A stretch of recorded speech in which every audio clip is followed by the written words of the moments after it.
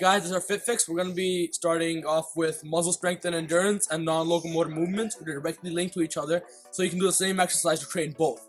So we're going to start off with a push-up, which includes your chest, your posterior deltoid, your anterior deltoid, and your tricep. So it's an overall really good exercise for your upper body strength. So the function of your arm, your chest, is to pull your arm in. So you can see that this movement right here activates my chest. This movement right here activates my chest. So in any lateral movement, which you do with your arm, your chest is involved. And in the same case, when you're pushing, you're using your tricep, your shoulders, and your chest. So it's overall a really great exercise. So I'll demonstrate proper form right now. So your toes stay together during the whole thing, and you keep your arms at shoulder width. I've seen a lot, and this is a common mistake everybody makes. They flare their elbows out like that, and that's actually really bad for you. You can actually injure yourself doing that. So you want to keep your elbows in, nice and tucked, so when you push down, they pull back. So here's proper form.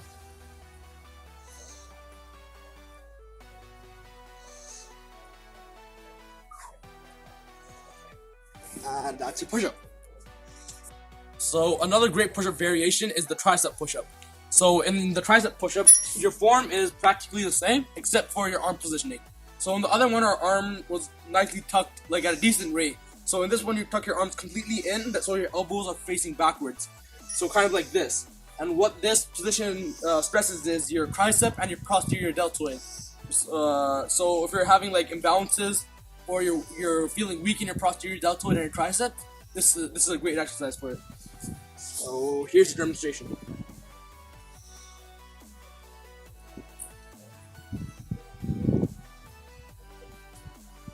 And that's your tricep push-up. So another variation to the push-up is the diamond push-up. So what this push-up stresses is your chest and your triceps. Your shoulders are a bit less involved in this push-up because they're just mostly used as a stabilizer.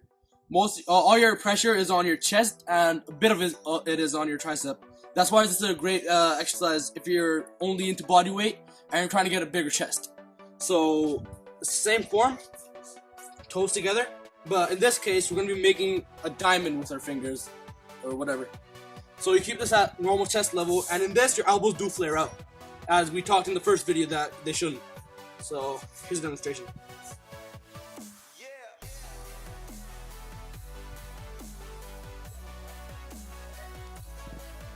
And that's your diamond push-up. So another great variation of the push-up is pike push-ups. And with these push-ups, it kind of takes out that idea that you need a strong chest to do push-ups. It focuses all the strain on your shoulders. So if you're lacking in your shoulders, this is a great exercise to do. I'm gonna get it on the grass to do this one. So if you have tight hamstrings, this is kind of a challenge, but in the end, it's all right. So really, your idea right now is to make an arc with your body. So pretty much like this. And you keep your arms as back as you can. The further you go to your toes, the more stress you get on your shoulders. So I'll demonstrate now. In this, you don't keep your legs close together. You keep them at shoulder width. And here's the demonstration.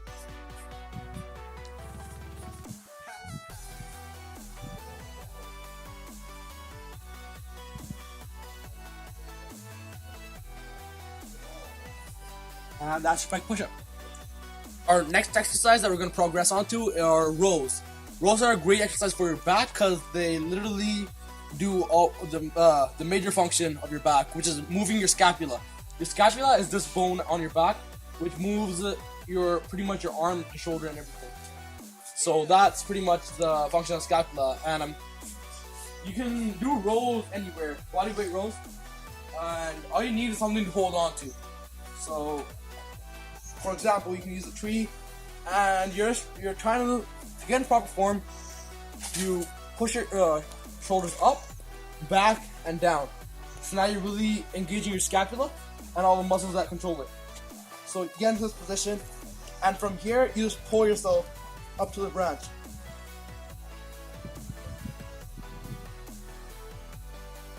Remember to go slow on these and do a lot of volume.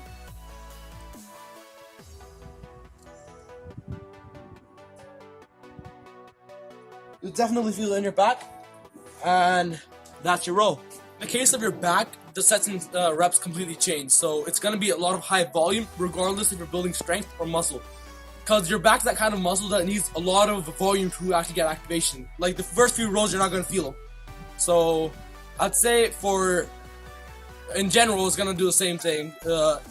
Around 20 reps and 5 sets of 20 reps. So now we're gonna be focusing on our core. Our core does a lot of things. So how we're standing right now, we're standing and we're bending back. If it wasn't for our core, we'd literally just completely fall back. When I mean core, I do not just mean your ab muscles. Your core consists of everything from your chest to your pelvic floor. So it goes all around, which includes your lower back and your obliques. And there are a bunch of muscles inside of it. I'm not going to get into that. So a good way to train them are, well, bicycles. And a lot of people do bicycles with their, when they alternate between the legs, they put their legs down. When you're just doing that, you're literally decreasing the contraction that you get in your abs. So a good idea is to, when you're moving your legs, to keep it parallel to the floor at all times. So here's a demonstration.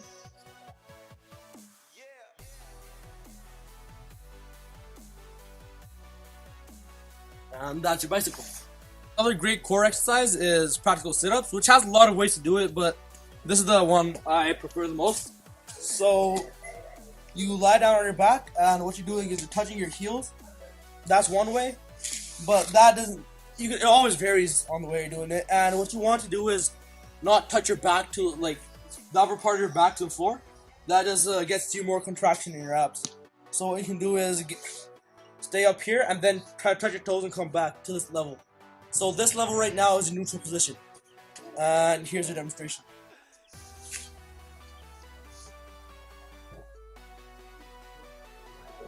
And that's sit-up. So talking about reps and sets, your core is that kind of muscle group that needs a lot of contraction to actually go into hypertrophy. Hypertrophy is a state in which muscle growth occurs.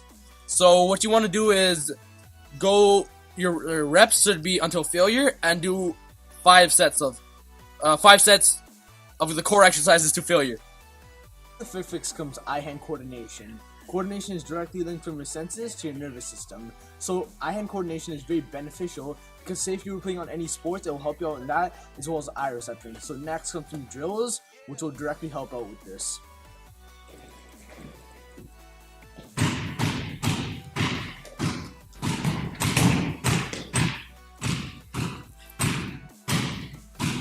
That is your cross touch.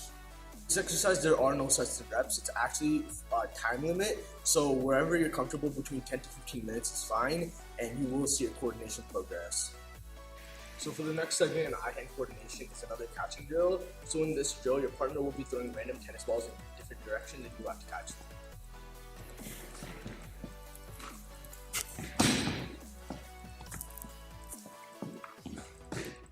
And that is the catching drill. So for the reps and sets of this exercise, there actually isn't any. It's a time-based activity, just like the last one. So for this one, you can go anywhere between 10 to 15 minutes, similar to the last one. Alright, so next in the fit fix comes cardio and respiratory exercises. So for the first exercise comes jumping jacks, and they will look like this.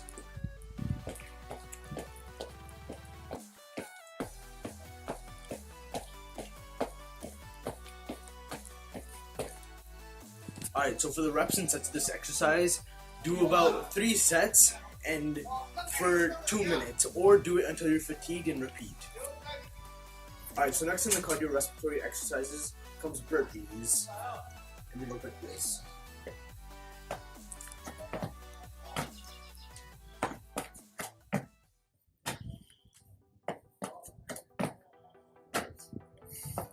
Alright, so if you want to make this exercise a little more challenging, you can add push-ups to it like this.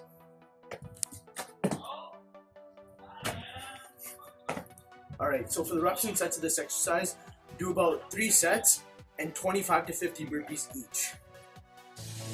So next in the cardiorespiratory section is mountain climbers. Mountain climbers are a great cardio exercise, as they also engage your core while you're doing them if you breathe properly. So here's a demonstration. You go into a simple push-up position, and you bring your knee up.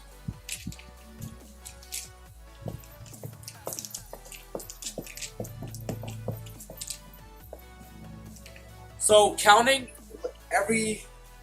when you do like one leg and the second leg, that's 1 rep. So a good rep range for this would be around 25 of 4 sets. Another great exercise for cardiovascular system is jumping. It is also great to train your jump and your vertical height. So it's pretty much jumping. Proper form is you go down to a squat, and then you jump as high as you can. It's good to do it against the wall, so you're gonna keep a goal. They want to catch something up there and keep your eye on that. So here's a demonstration.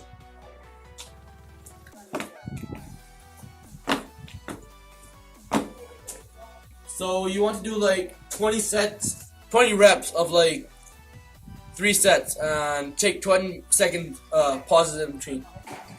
Next in the flexibility set comes a variation of butterflies. So for this, what you want to do is you want to join your feet, push them in until you feel a bit of a stretch, and you hold them, and then you push out. Instead of flapping them, you're gonna push out, and you hold this for about 20 seconds, and you're gonna do 4 sets. Next in the flexibility segment comes a variation of toe touches. So for this, you're gonna put your left leg out and the other one curved inside, such as this. And you want to touch your toe with your left hand, like this, and you're gonna face your chest outwards and stretch. And so you repeat this for each arm and leg, and you do this about 4 sets and hold it for about 20 to 25 seconds each, with minimal pause in between sets. Alright, so next in the flexibility segment comes normal toe touches. So for this, you're going to extend both legs, and you're going to touch your toes like this.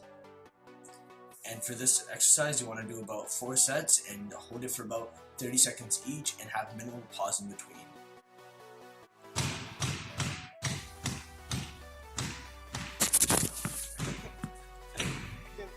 You're so talented.